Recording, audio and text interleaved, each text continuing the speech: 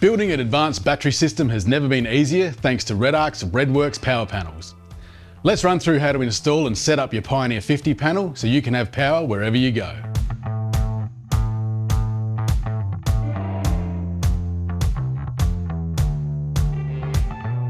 Please note, if you're not technically minded or have limited auto electrical experience, we recommend you use a qualified installer such as a Redarc Red Network member.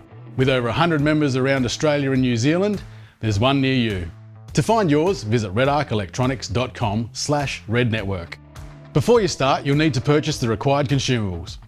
For this installation, we'll be using some mounting hardware and 2 Redarc wiring kits. For the list of required consumables for your installation, check your panel's installation guide or head to redarcelectronics.com. You'll also need some tools like the ones seen here. When it comes to mounting, the location for your Redworks panel needs to be close to the secondary battery, a fixed structural surface using all mounting points, cool and dry with minimal dust, safe, accessible and unobstructed. To mount this panel, we've used M6 nutserts with M6 bolts, just to make life easy.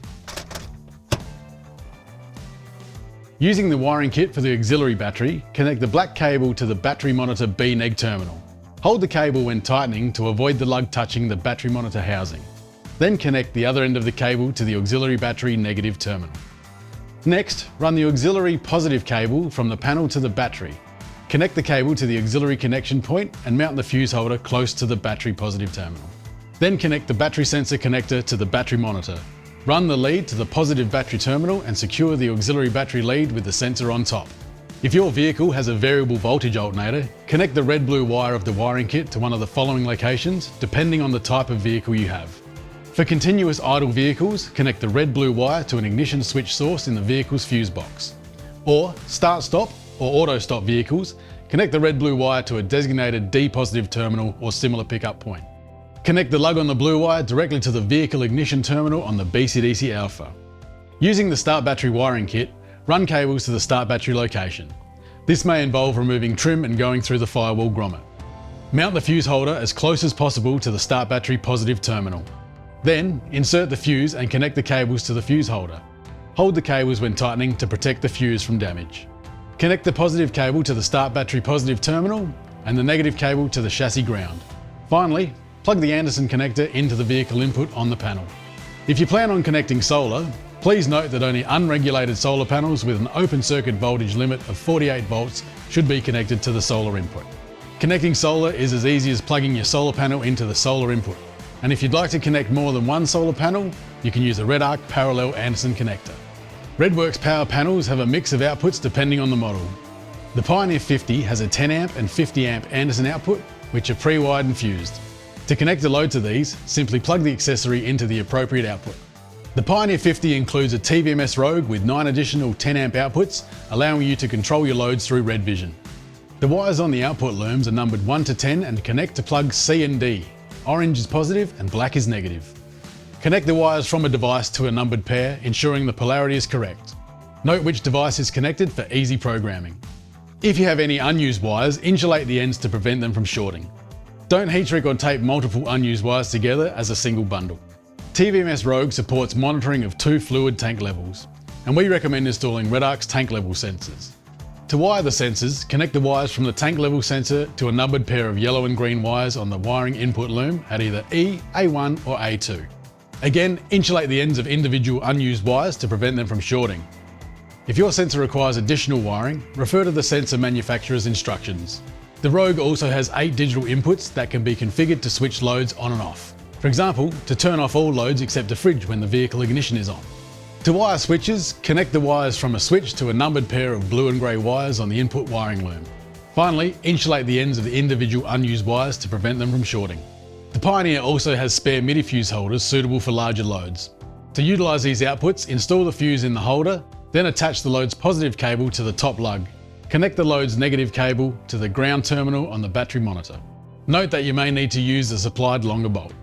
Finally, secure any cables to the cable tie mounting blocks on the panel, then refit the fuse holder lid. Now that the panel is wired, we need to mount and connect the RedVision display. Gently remove the bezel, then use 4 M4 fasteners to mount the display to an accessible location using all 4 mounting points. Finally, clip the bezel back on. Some installations require the use of a spacer to accommodate the R-bus cable.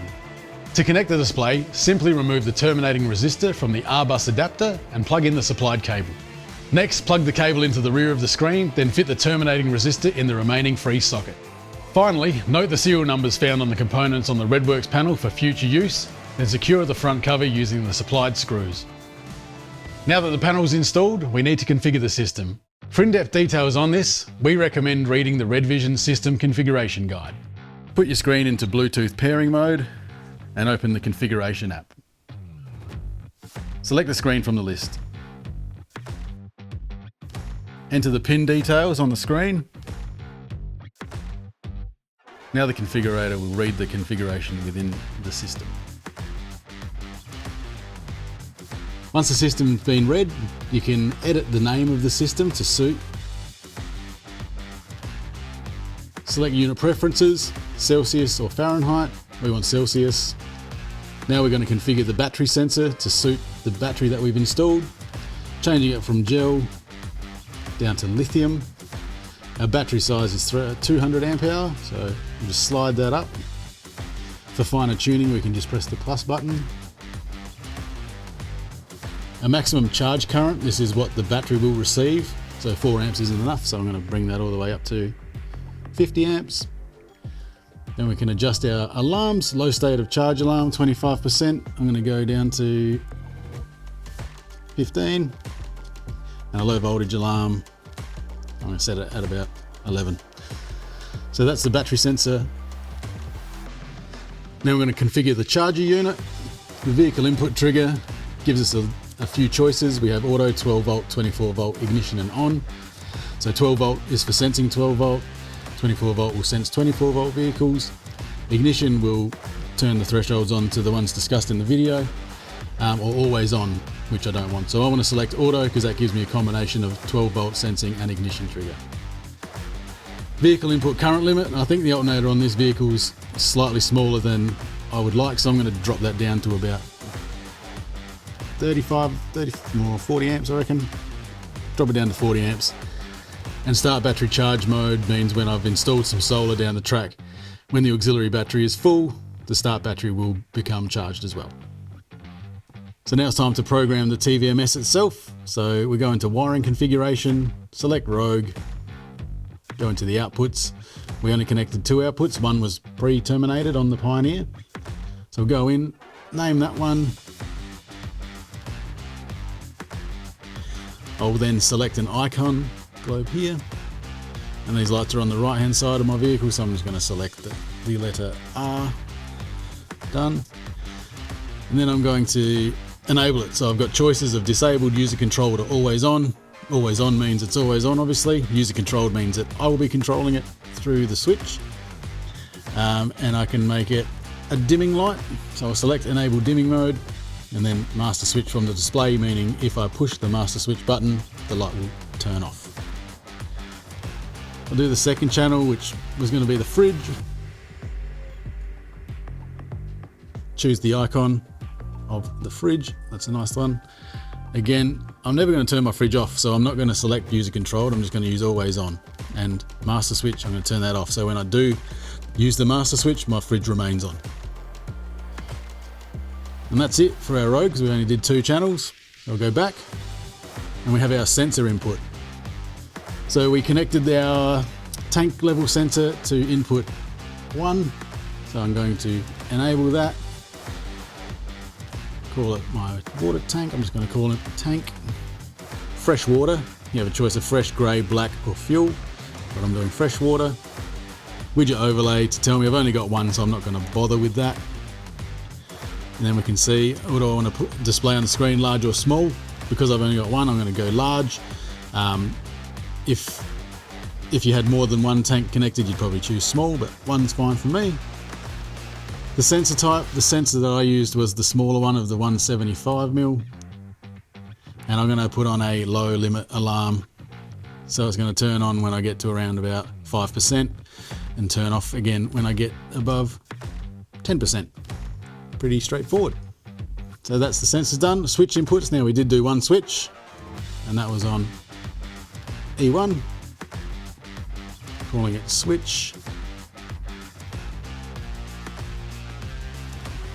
and it was to switch the lights from the other side where I won't be very often, so I'm just going to do this on the right so it matches up with what I've done. And it's just a normal toggle switch, normally open, but you have a choice there for push button, normally open, normally closed, or you can use a signal, like we said, an ignition trigger or something like that, where you would just select the 12 or 24 volt. So that's done there. And go back. Output groups, that's if I have a number of lights that I want to turn on at once, I can group all those together, so you just go in and select the different groups you have. Then control configuration, switch, so I'm going to choose which switch interacts with which channel, so that switch is going to interact with my lights, and it's a toggle switch. So if I wanted to use a timer I could, or I can lock off while the input's active. So that's all good. So we're almost finished, we just got to go into the display and distribute some soft keys, so choosing the key there and then select the channel you want, then what type it is, we're using the dimmer, and I can select if I want this light to come on at full brightness or half brightness. We'll go half brightness, you can choose any brightness you want. Timer or a bell press, so if I'm holding the button it'll stay on, so I just want it to be an on-off dimmer coming on at 50%. Done, so now you've got the icon there. And then my fridge, that's on-off, but it doesn't actually do anything, it's more of just an icon. If I didn't have enough slots for this, I wouldn't bother putting it in. Done. Home screen. This is where we choose the home screen layout, so it gives you various different options for what you want to look at. I'm very interested in the battery information, so I'm going to select that one. And then any temperature readout, so we didn't connect any temperatures to this particular system, so I'm not going to worry with those. Within RedVision display, after I've selected my home screen, I select my status screen. Now because I've added that water tank, I need to add water tank, and I want it to be looking like this. I'm going to call it the tank, and then I have to select the tank. So then that's in the system. Done. Load disconnect, this is essentially protecting the battery. So if the battery falls below 10.7, it won't allow me to use any loads. Then there's load disconnect. We can choose that to disconnect at a specific state of charge. So we choose BMS state of charge, and when the battery voltage falls below, the state of charge falls below 10%, then we have to charge up and won't allow us to turn back on until 15%. That is it. Then we hit program, select the display again, and let it do its thing.